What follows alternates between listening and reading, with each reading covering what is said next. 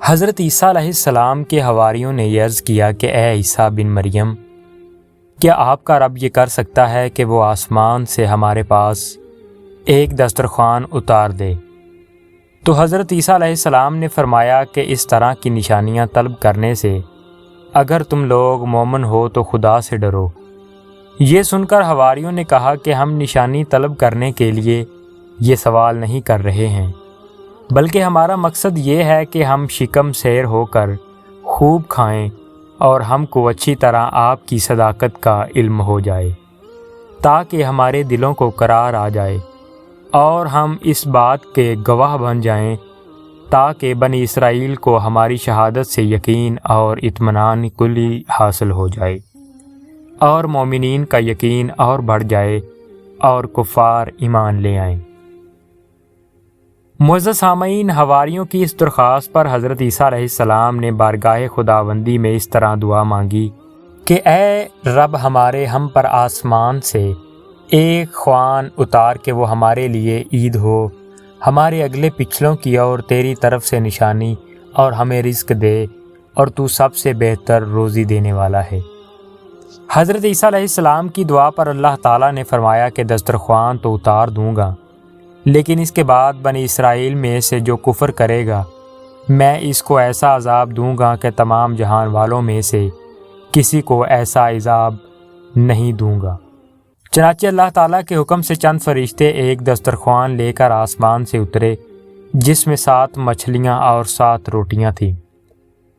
حضرت ابن عباس رضی اللہ تعالیٰ عنہ سے روایت ہے کہ فرشتے دسترخوان میں روٹی اور گوشت لے کر آسمان سے زمین پر نازل ہوئے، اور بعض روایتوں میں یہ بھی ہے کہ تلی ہوئی ایک بہت بڑی مچھلی تھی جس میں کانٹا نہیں تھا اور اس میں سے روغن ٹپک رہا تھا، اور اس کے سر کے پاس نمک اور دم کے پاس سرکہ تھا، اور اس کے ارد گرد قسم قسم کی سبزیاں تھیں اور 5 روٹیاں تھیں۔ ایک روٹی کے اوپر روغن زیتون، دوسری پر شہد، تیسری پر گھی،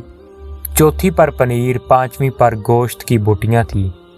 دسترخوان کے ان سامانوں کو دیکھ کر حضرت عیسیٰ علیہ السلام کے ایک حواری شمعون نے کہا، جو تمام حواریوں کا سردار تھا، کہ اے روح اللہ، یہ دسترخوان دنیا کے کھانوں میں سے ہے یا آخرت کے؟ تو آپ نے فرمایا کہ یہ نہ تو دنیا کے کھانوں میں سے ہے نہ آخرت کے، بلکہ اللہ تعالیٰ نے اپنی قدرت کاملہ سے تمہارے لیے اس کھانے کو ابھی ابھی ایجاد فرما کر بھیجا ہے۔ پھر حضرت عیسیٰ علیہ السلام نے بنی اسرائیل کو حکم دیا کہ خوب شکم سیر ہو کر کھاؤ، اور خبردار اس میں سے کسی قسم کی خیانت نہ کرنا، اور کل کے لیے ذخیرہ بنا کر نہ رکھنا۔ مگر بنی اسرائیل نے اس میں خیانت بھی کر ڈالی اور کل کے لیے ذخیرہ بنا کر بھی رکھ لیا۔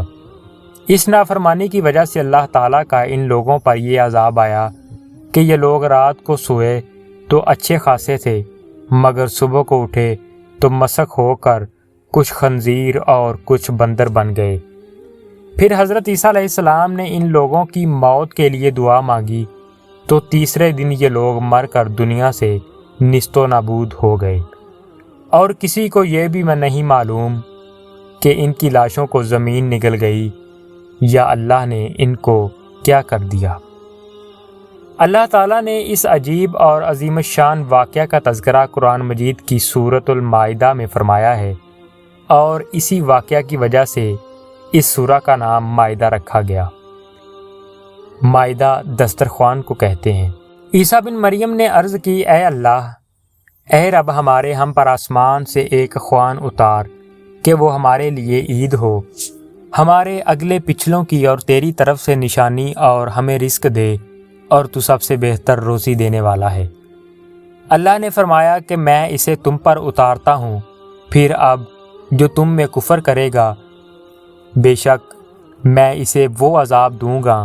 کہ سارے جہان میں کسی پر نہ کروں گا۔ معزز سامعین، واقعہ مذکورہ سے بہت سی عبرتیں اور نصیحتیں ملتی ہیں، جن میں سے یہ 2 سبق بہت ہی واضح ہیں۔ نمبر 1، حضرات انبیاء علیہ السلام کی مخالفت اور نافرمانی کتنا خوفناک جرم عظیم ہے۔ دیکھ لو کہ بنی اسرائیل نے جب اپنے نبی علیہ السلام کی مخالفت و نافرمانی کرتے ہوئے آسمانی دسترخوان میں خیانت کی اور کل کے لیے ذخیرہ بنا کر رکھ لیا، تو عذاب الہی نے ان کو خنزیر بندر بنا کر دنیا سے اس طرح نیست و نابود کر دیا کہ ان کی قبروں کا نشان بھی باقی نہ رہا۔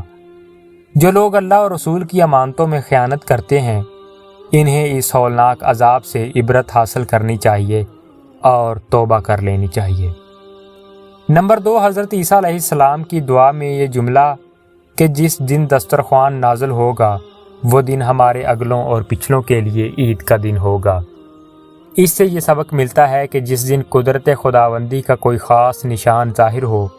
اس دن خوشی منانا اور مسرت و شادمانی کا اظہار کر کے عید منانا یہ حضرت عیسیٰ علیہ السلام کی مقدس سنت ہے۔ نبی کریم صلی اللہ علیہ وآلہ وسلم کی ولادت باسعادت کی رات اور اس دن کا یقینہ خداوند قدوس کے ایک نشان اعظم کے ظہور کی رات اور دن ہے، لہٰذا میلاد النبی صلی اللہ علیہ وآلہ وسلم کی خوشی منانا اور اس تاریخ کو میلاد کہنا یقیناً قرآن مجید کی تعلیم کے عین مطابق ہے۔ خوشی منانا، گھروں اور محفلوں کی آرائش کرنا، اچھے اچھے پکوان پکا کر خود بھی کھانا اور دوسروں کو کھلانا، یہی سب عید کی نشانیاں اور عید منانے کے طریقے ہیں جن پر 12ویں شریف کو اہل سنت و جماعت عمل کر کے عید میلاد النبی کی خوشی مناتے ہیں۔ اور جو لوگ اس سے چڑھتے ہیں اور اس تاریخ کو اپنے گھر اندھیرا رکھتے ہیں، جھاڑو بھی نہیں لگاتے اور میلے کچیلے کپڑے پہن کر منہ لٹکائے پھرتے ہیں اور عید میلاد کی خوشی منانے والوں کو بدعتی کہہ کر پھبتیاں کستے ہیں، انہیں ان کے حال پر چھوڑ دینا چاہیے اور اہل سنت کو چاہے کہ خوب خوشی منائیں اور کثرت سے میلاد شریف کی مجلس منعقد کریں اور خوب جھوم جھوم کر صلاۃ و سلام پڑھیں۔ اللہ پاک آپ کو اور ہمیں نیک اعمال کرنے کی توفیق عطا فرمائے۔ وما علینا الا البلاغ المبین۔ شکریہ۔